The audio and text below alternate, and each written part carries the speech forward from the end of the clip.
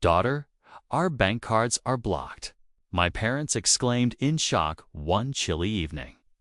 The news came as a thunderbolt, but the strangest part was how calmly they had acted just a few months before, when they willingly transferred their only apartment to my younger brother. At the time, they were full of trust and convinced that he would take care of everything, that their security was guaranteed. They thought of it as a gesture of love and fairness, a way of securing their son's future. I remember warning them gently, asking whether they were sure. They brushed off my concerns, smiling and telling me I was worrying for nothing. The very moment they signed over the apartment, my brother's demeanor began to change in subtle ways. At first, he was attentive and caring, reassuring them constantly. But as days turned into weeks, he grew distant. Phone calls became shorter, visits rarer. He began spending time with new friends, showing off his sudden sense of ownership. My parents noticed but said nothing, convinced it was just a phase. They believed he would eventually settle down and show the gratitude they expected. Unfortunately, their trust was about to be tested in a way they had never imagined. One afternoon, when my mother tried to pay for groceries, the cashier informed her that her card had been declined. Confused, she tried another card, only to face the same result. She assumed it was a technical glitch and called the bank later at home. That was when she and my father heard the devastating words. Their accounts were frozen due to suspicious activities and overdue payments linked to loans they never knew existed. Panic set in. How could this be possible? They lived modestly and never borrowed money from anyone. The bank's explanation made their blood run cold. The loans were taken using their details tied to the apartment they had already transferred to my brother. Somehow, documents had been used in ways they didn't understand. And now their financial lives were tangled in debts they hadn't created. My father's hands shook as he held the phone, while my mother sat in silence, staring at the wall as though her world had just collapsed. They called my brother immediately, but his phone went unanswered. The silence on the other end was louder than any words. When they finally reached him, his tone was casual, almost careless. He admitted he had borrowed money using their names, but insisted he would fix it soon. His definition of soon, however, stretched endlessly. Meanwhile, my parents faced blocked cards, bills piling up, and the humiliation of borrowing money from neighbors to buy food. For the first time, they realized their blind trust might have been a terrible mistake. I still remember the call I received that night. My mother's voice trembled as she said, "Daughter, our bank cards are blocked." I rushed over immediately, finding them sitting at the kitchen table, their faces pale and eyes filled with fear. My father's pride had been shattered, and my mother's faith in family was hanging by a thread. They looked smaller somehow, as though life had shrunk them in a single day.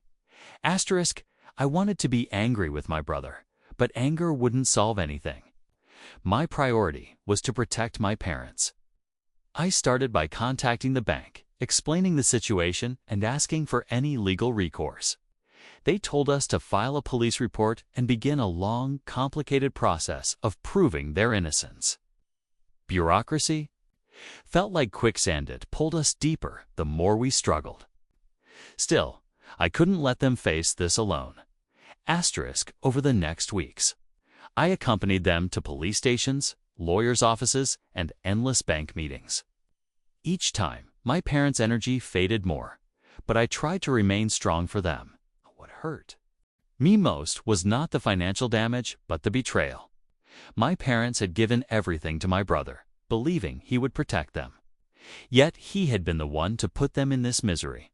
It was a wound deeper than any debt. Meanwhile, my brother avoided us, offering only vague promises and excuses.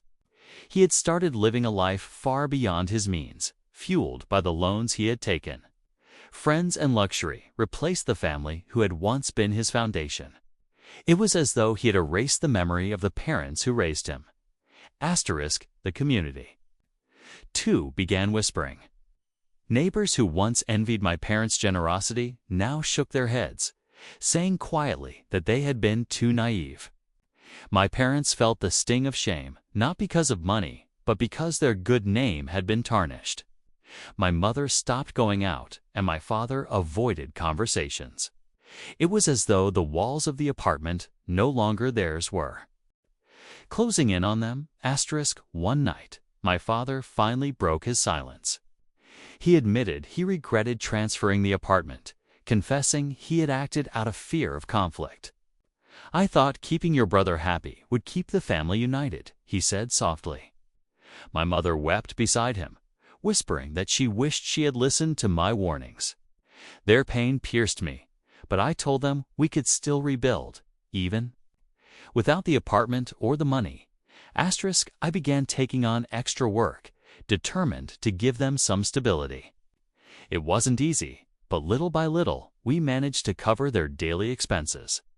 I also pushed the legal process forward, gathering every piece of evidence to prove their innocence in the loan case.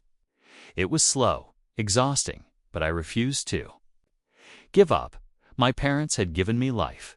Now it was my turn to give them hope.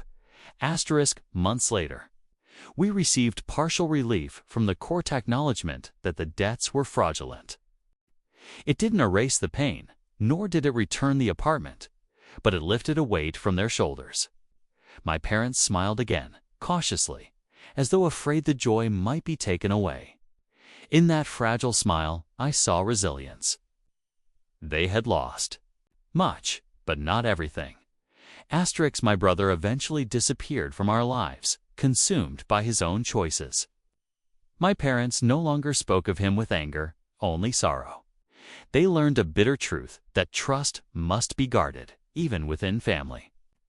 As for me, I stayed by their side, more determined than ever. The blocked cards had been a shock, but also a turning point. It taught us that true security lies not in property or money, but in the bonds we choose to protect. Asterisk, and so, though they lost their apartment and endured betrayal, my parents found strength in a different place within themselves, and in the love that remained between us. We faced the storm together, and though scarred, we stood unbroken. The lesson was harsh, but it reshaped our family forever. Asterisk,